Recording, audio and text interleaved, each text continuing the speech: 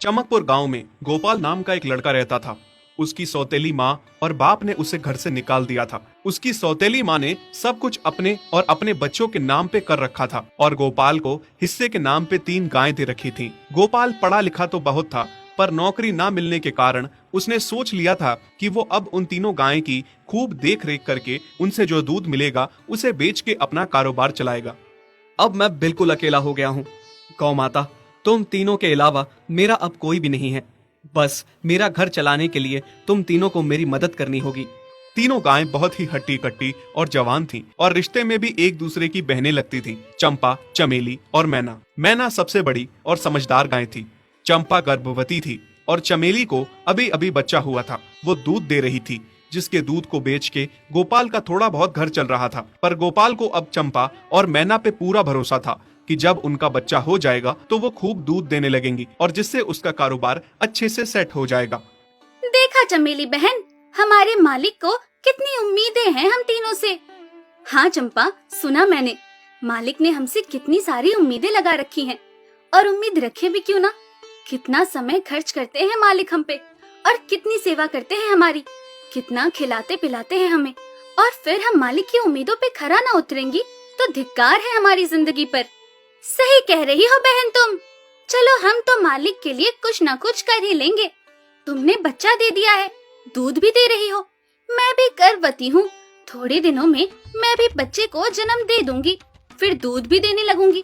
लेकिन इस मैना दीदी को देखो, हम दोनों से बड़ी हैं, एक बार भी बच्चा ना दे पाई आज तक।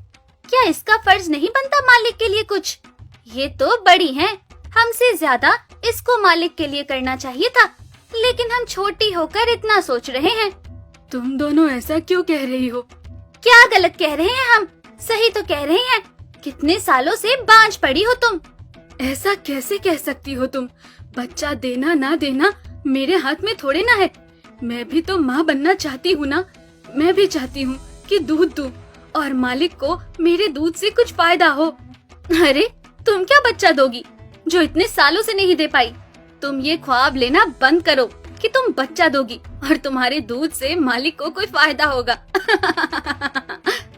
दोनों छोटी बहनें बड़ी बहन मैना की बेबसी का मजाक उड़ाती हैं और उस पे हंसती हैं। इस बात से मैना बहुत दुखी होती है और रोती है कि उसी की बहनें उसको दिलासा देने की बजाय उसे ताने मार रही हैं, उसका मजाक उड़ा रही हैं। फिर एक दिन गोपाल का पड़ोसी उससे कहता है, अरे गोपाल, तुम्हारी 2 गायें तो ठीक है, एक गाय का क्या है?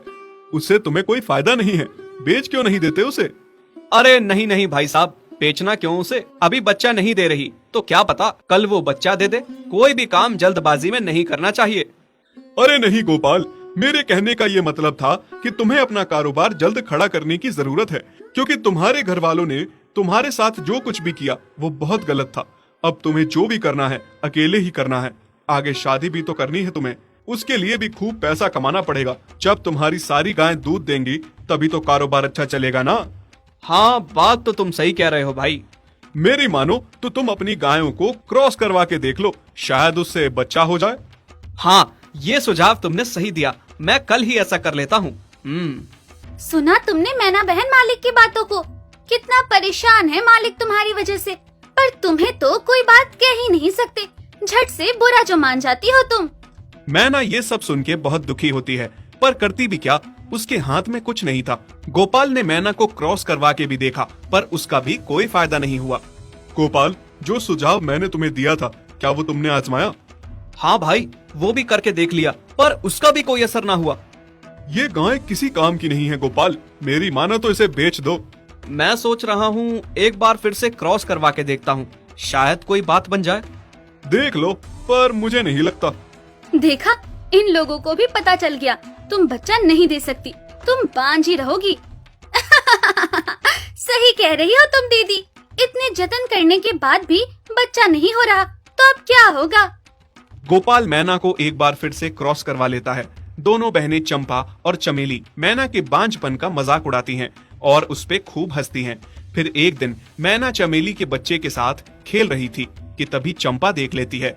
हाँ देख तो चमेली दीदी, ये मैना दीदी तेरे बच्चे के साथ क्या कर रही है? मुझे समझ में नहीं आ रहा, तू इस बांझ के साथ अपने बच्चे को कैसे छोड़ सकती है? जब मेरा बच्चा आ जाएगा